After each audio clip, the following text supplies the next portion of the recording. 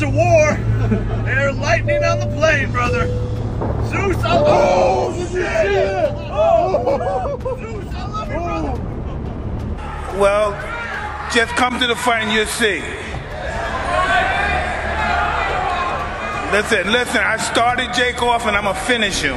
On July 20th, Mike will be put to sleep. Is this just fight hype? Are they just trying to sell this? Or are both Tyson and Jake Paul seriously preparing to knock each other the F out? I hope, for Jake Paul's sake, is to sell tickets. You're watching me knock out Mike Tyson. Huh. No looker. My dear fight fans, you already know that on July 20th, a big boxing evening will take place at the AT&T Arena in Arlington, which will be headlined by the fight between Jake Paul and Mike Tyson. Well, it would be more accurate to say, cheap boxing show. To be honest, no one has any desire to watch a fight between guys with a 30-year age difference. True, recently many experts and ordinary fans unanimously say that all fans of professional boxing are in for a big deception, a fixed fight, literally according to the script. But, frankly speaking, the reality of the fight between Jake and Mike is very difficult to believe. And Paul's victory seems almost inevitable, not because of his superior skill, but due to the carefully crafted narrative that benefits both fighters. Jake Paul would notch another high-profile victory, bolstering his burgeoning career and solidifying his status as a serious contender in the eyes of casual fans. On the other hand, Mike Tyson will leave with tens of millions of dollars, honored and showered with praise for entering the ring at his age and giving another nostalgic performance. The first press conference only confirmed the thesis that the fight would be staged. The fighters looked too friendly.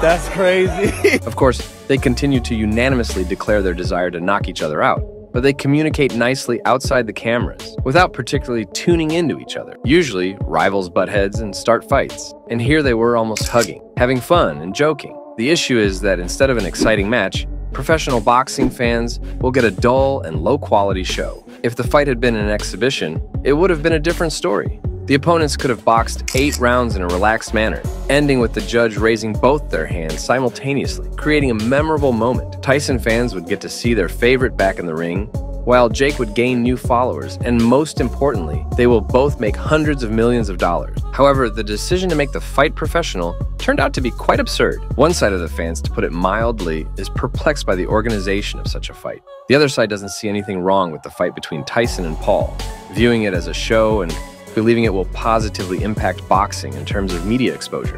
At the same time, this fight should unite two audiences: old-timers who remember Tyson in action and will not miss the opportunity to see Iron Mike in the ring again, and the younger generation who follows Jake Paul's successes. And believe me, there are a lot of them. But while some fans eagerly anticipate the bout, several professionals express serious concerns about Tyson's participation in a professional fight at his age. Among them is former heavyweight champion Deontay Wilder, who is shocked that Tyson has been cleared to fight. Wilder believes that Tyson, now 58, should not have been licensed due to his long period of inactivity. He worries about the potential for serious injury, noting that boxing is a dangerous sport where a single punch can have devastating consequences. Wilder pointed out that being inactive for 2 decades significantly increases the risks, and the commission's decision to license Tyson could lead to tragic results. He stated, "People can get hit in the wrong place at the wrong time. There's lots of examples where guys have been hit into a coma. It's easy to do. He is too old for this." Wilder also criticized the social media videos showcasing Tyson's training,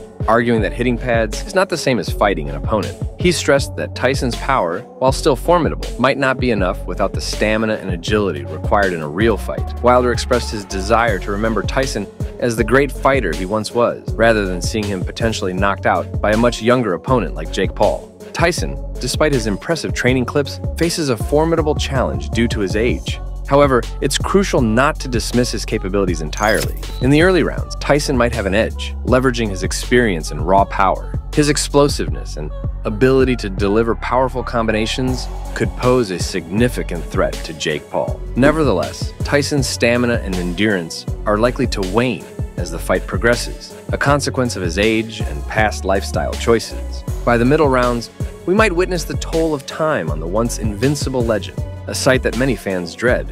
The impact of missed punches cannot be understated. In boxing, every blow to the head carries consequences. For an older fighter like Tyson, the effects of head trauma are particularly concerning. age exacerbates the severity of these impacts, potentially leading to serious long-term health issues. Missed punches and sustained blows to the head can result in cognitive decline and neurological damage. Boxers, especially those who have taken numerous hits over their careers, are at increased risk of developing conditions like Alzheimer's disease and dementia. The potential health risks for Tyson are not merely hypothetical. There are numerous cases of veteran boxers suffering from severe cognitive and neurological issues due to repeated head trauma. The human brain, when subjected to continuous and severe impacts, gradually loses its ability to function properly. For Tyson, every punch he takes in the ring is a step closer to these debilitating conditions. Let's be honest, the blogger is not fast enough to knock out Mike due to his speed. Paul's striking technique is quite obvious and primitive, and even 58-year-old Tyson will see his sweeping blows coming. Given his experience, Mike will be more than capable of dealing with the blogger's attacks. Yes, Jake hits hard, but his blows still need to connect. It's one thing to beat someone like Ben Askren, whose striking technique is on the level of a 5-year-old, and another thing to face a legendary boxer who, despite his age, has enormous experience, skills, and boxing intelligence. To knock out Mike, Paul will need to wear Tyson down.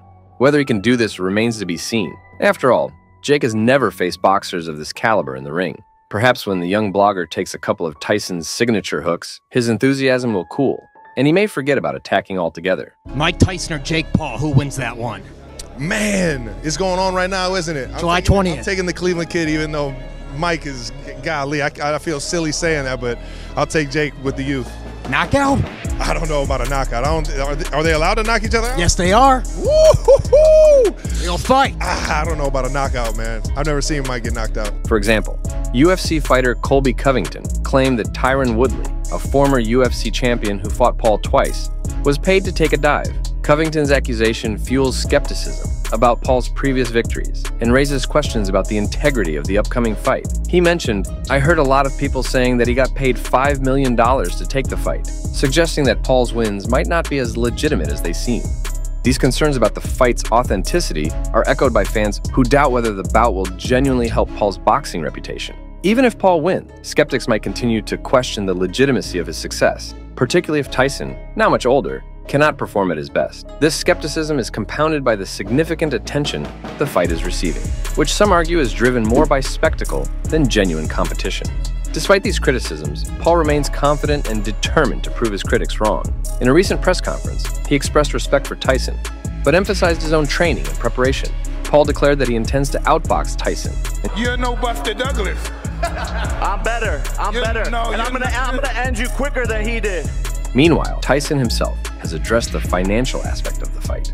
In an interview with tennis star Nick Kyrgios, Tyson highlighted the difficulty younger boxers face in drawing crowds and selling tickets. He pointed out that even the best fighters today struggle to generate the same level of excitement and revenue that fighters did in his era. Tyson explained that his involvement in the fight is partly to attract attention and bring entertainment to the sport, as younger boxers have not been able to do so effectively. Former heavyweight champion Lennox Lewis. Recently, Lewis watched Tyson train live and was left impressed, suggesting that Jake Paul might be in for a rude awakening come fight night. Lewis highlighted Tyson's powerful combinations and warned Paul to steer clear of Tyson's punches. Lennox Lewis, well acquainted with Tyson's prowess, believes Tyson's relentless and aggressive style remains intact. Tyson's approach is straightforward. He comes in with the intention of knocking his opponent out. This means Jake Paul will need to stay elusive and avoid getting caught in Tyson's power punches. Lewis noted that Tyson still possesses the ability to throw 6-punch combinations with deadly accuracy. For Jake Paul, the key will be to avoid these combinations and stay out of Tyson's range. Roy Jones Jr., the last man to face Tyson in an exhibition match, also weighed in on the upcoming fight. Jones acknowledged that despite his age and potential soreness, Tyson remains a formidable and dangerous opponent in the ring. He emphasized that Tyson's ferocity and skill could be overwhelming for Paul.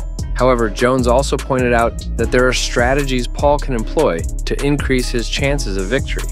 Surviving the first 3 rounds is crucial for Paul, according to Jones. If Paul can manage to endure Tyson's initial onslaught, he may stand a chance as the fight progresses.